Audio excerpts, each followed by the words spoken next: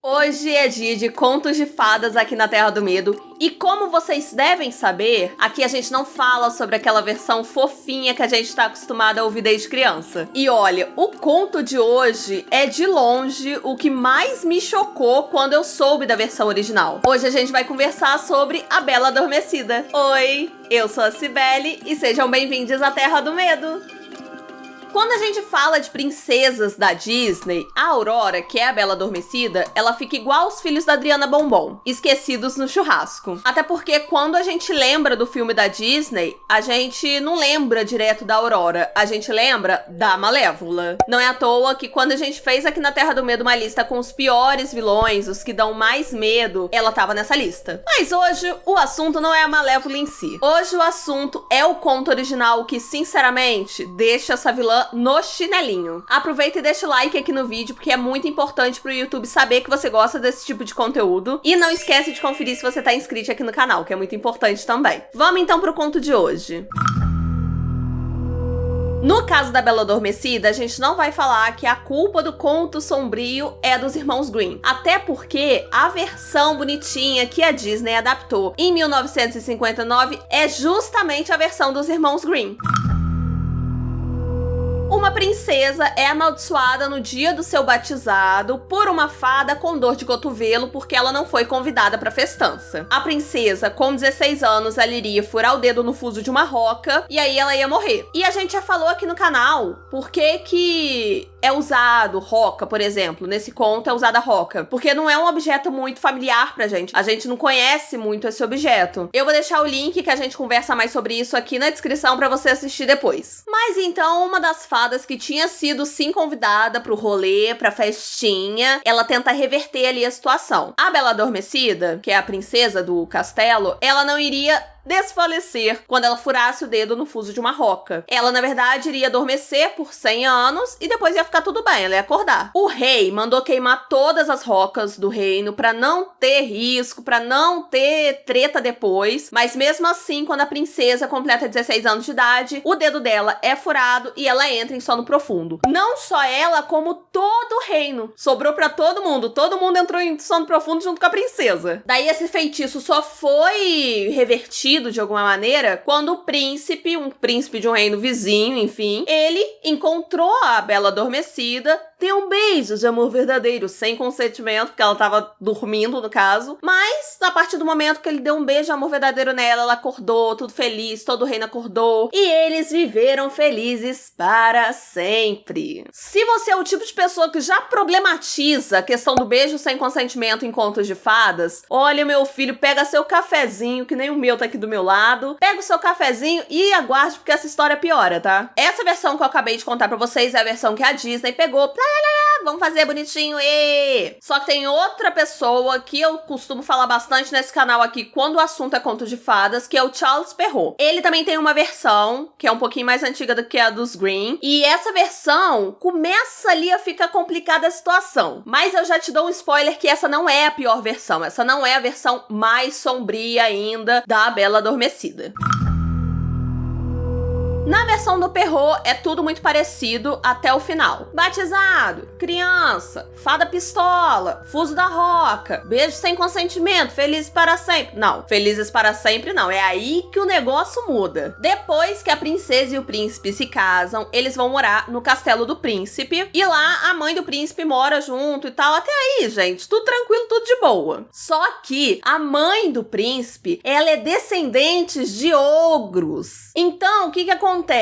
Acaba que ela tem ali uma vontade de comer criancinhas como petisco, como café da manhã. O príncipe e a dorminhoca, eles tinham tido 2 filhos. Importantes, tá? Chegou certo momento que o príncipe teve que ir pra guerra, lutar na guerra e tal, ele saiu de casa. Ficou a dorminhoca e a sogra morando junto com os 2 filhinhos ali da dorminhoca e do príncipe. Só que certo dia, a dona mãe do príncipe pediu pro cozinheiro uma coisinha diferente ali para o jantar. Ela queria um dos filhos da princesa lá, um dos netos dela, no caso. Ela deu até a receitinha de como ela queria que ele fosse temperado. O cozinheiro na mesma hora pensa assim: estás louca, mulher? De jeito nenhum. Ele pega, esconde a criança e cozinha um cordeiro no lugar, pra enganar ali a rainha, a moça lá. Ela comeu, gente, que a reação dela foi só aquelas criancinhas da panificadora Alfa.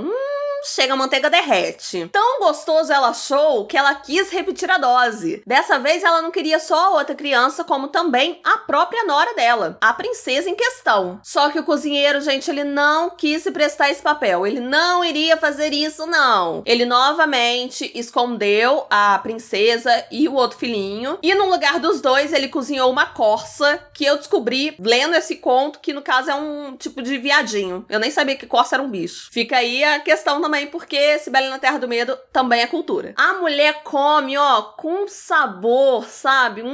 Les pommes de Tampiana de Ville Enchanté. Quê? A musiquinha do Ratatouille. Só que chegou um momento que a senhora percebeu que estava sendo enganada, não é mesmo? Sempre chega esse momento. Daí o que ela faz? Ela prepara um caldeirão cheio de bicho venenoso ali dentro e a intenção dela é jogar os 2 netinhos. Eu sempre faço 2 com as 2 mãos, gente. Eu não aguento isso. Jogar os 2 netinhos e a nora dentro desse caldeirão pra matar eles. Só que nesse meio tempo, quando ela tá preparando ali a emboscada, o príncipe chega e pergunta o que está acontecendo aqui, o que aconteceu na minha ausência, que tem um querendo comer o outro, que eu não tô entendendo. A mãe dele ficou tão envergonhada, sem saber onde pôr a cara, que ela se jogou dentro do caldeirão cheio de bicho venenoso e acabou ela mesmo, no caso, perdendo a vida dela. E o príncipe e a princesa ficam felizes pro resto da vida. E final feliz. Se essa versão já é meio esquisita, já desce meio arranhando, é porque você não conhece ainda a versão mais antiga dessa história, que é a versão de 1634, que foi escrita por um italiano chamado Giambattista Basile. É italiano.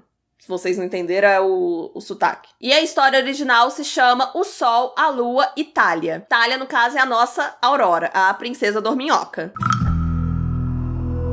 Nessa versão, a princesa tá predestinada a entrar num sono profundo por causa de uma farpa de linho. E quando chega o fatídico dia que realmente ela chegou na idade que ia a maldição se concretizar, uma farpinha de linho entra debaixo da unha dela. Aí que já começa a questão do sombrio, do negócio do terror, que já fica nervoso. Você imagina o negócio entrando embaixo da sua unha?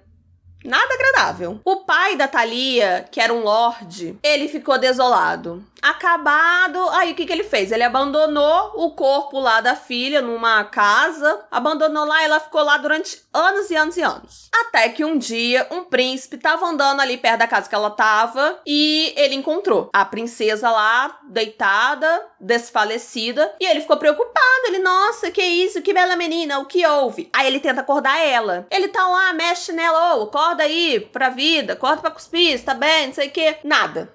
Ela não mexia, nada acontecia. Só que aí, enquanto ele tava ali acordando ela, vendo o que ia acontecer, coisa e tal, ele começou a sentir uma coisa estranha. Ele começou, que bela mulher. Aí agora, como é que eu vou estar falando isso de uma forma leve pra vocês? Pra não pesar o clima? Não tem como falar de forma leve. No caso, ele violentou mesmo a menina que tava lá vivendo a morte dela, porque nem viva ela tava. Quer dizer, da nossa perspectiva, eu consegui mexer a luz. Você viu? Foi você!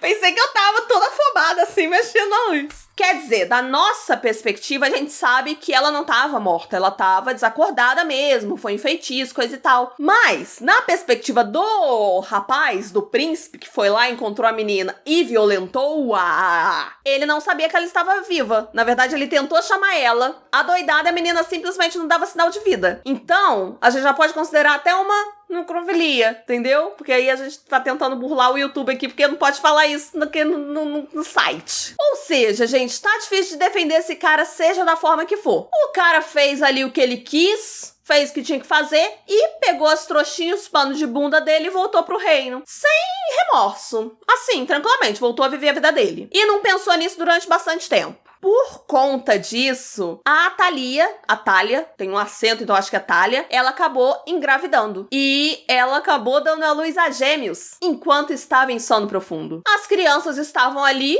morrendo de fome, sem saber o que fazer, porque nasceu, mas não tem mãe, que a mãe tá dormindo, coisa e tal. Aí elas começam a procurar o peito da mulher puxar comida. Só que aí uma das crianças acabou confundindo o dedo dela com o peito. E nesse momento a criança chupou a farpinha que tava no dedo e a Thalia acordou. Que coisa, né? Ué, Sibeli, mas cadê a versão do beijo verdade? Não temos beijo nessa versão, tá? Ela acordou por causa da criança morrendo de fome. Nesse momento foi que o príncipe lembrou, cadê aquela menina que eu violentei, gente? Como é que é o nome dela mesmo? Não sei, porque eu não conheci ela, porque ela estava morta. Foi lá atrás dela e ela estava acordada, olha, com 2 crianças. E ele resolveu pegar ela pra ir morar com ele. Só que o príncipe, além de abusador, necrófilo, ele era casado, tá? Então, a princesa Thalia foi morar com ele e com a esposa dele. Que situação bacana, né? Coisa boa. A partir daí, a história é muito parecida com a do Perrault. O príncipe tem que ir pra guerra também. E aí, a esposa do príncipe, que na verdade, nessa versão não é a mãe do príncipe que tenta comer as crianças. É a esposa do príncipe. Ela tenta comer as crianças, depois ela tenta comer a Thalia também. O cozinheiro que salva todo mundo. Só que aí tem um momento que a esposa do príncipe saca que ela foi enganada e ela monta ali uma fogueira pra queimar tanto as crianças quanto a Thalia. Só que o príncipe chega da guerra nessa mesma hora e pergunta o que tá acontecendo. E quem acaba desfalecendo na fogueira é a esposa do príncipe. E vivemos felizes para sempre.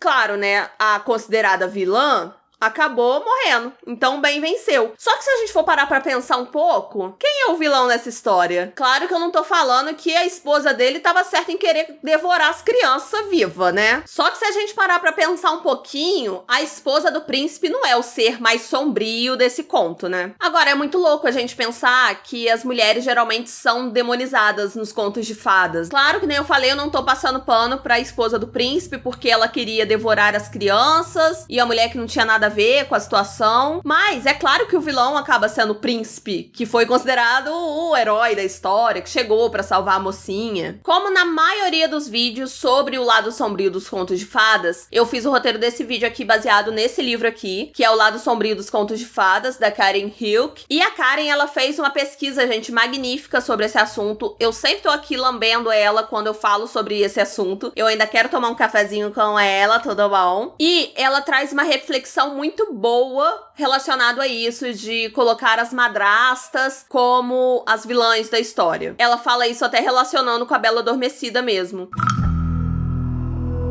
Eu já falei aqui em outros vídeos sobre Lado Sombrio dos Contos de Fadas, inclusive no vídeo que eu indiquei no começo desse vídeo, que tudo que é contado nos contos de fadas fazia parte do cotidiano das pessoas que acabavam contando essa história. Então acaba que dá pra gente ter uma noção do que as pessoas viviam ouvindo os contos de fadas. Que é o caso, inclusive, do uso das madrastas para serem as vilãs, assim. Por exemplo, há um tempo atrás, a taxa de mortalidade das mulheres que engravidavam, aí elas iam dar à luz e acabavam perdendo a vida, era muito maior do que hoje em dia. Por exemplo, um exemplo que eu posso dar é na Inglaterra, de 1700 a 1750, mais ou menos essa taxa de mortalidade era o seguinte: de cada 1000 mulheres que davam à luz, 10 morriam. Parece pouco, mas é muita coisa, até porque a taxa que a OMS aceita hoje em dia, que é a taxa aceitável, de cada 1000 partos, só 0,2 óbitos são aceitos, assim, pela OMS. Então você pensa, é muita diferença. Então, enquanto esses contos estavam sendo passados de geração em geração, o pessoal tava ali contando essas histórias, a taxa de mortalidade de mulheres enquanto elas davam à luz era muito alta. Então, o que acontece? Acabava que era muito comum, por exemplo, um cara ficar viúvo e ele ficar responsável pela criança da família ou pelas crianças, porque aumenta muito a porcentagem de mortalidade quando a gente pensa que uma família não tinha só um filho, como é hoje em dia, assim, as pessoas têm menos filhos. Não, naquela época as pessoas tinham mais filhos. Então, a mulher tinha mais chance ainda de estar falecendo durante o parto. Então, acabava que esses caras acabavam viúvos e tinham que cuidar dessas crianças sozinhos. Era um trabalho muito árduo, não dava pra se cuidar das crianças sozinho. Ai, que dó, preciso de uma mulher. E aí, na maioria das vezes, esses caras se casavam novamente. E é claro que eu não tô falando também que todas as madrastas eram bruxas da Disney, coisa e tal, mas é aquela história do farinha pouco, meu pirão primeiro. Basicamente isso. Nossa, e agora que vão me chamar de idosa. Antiga.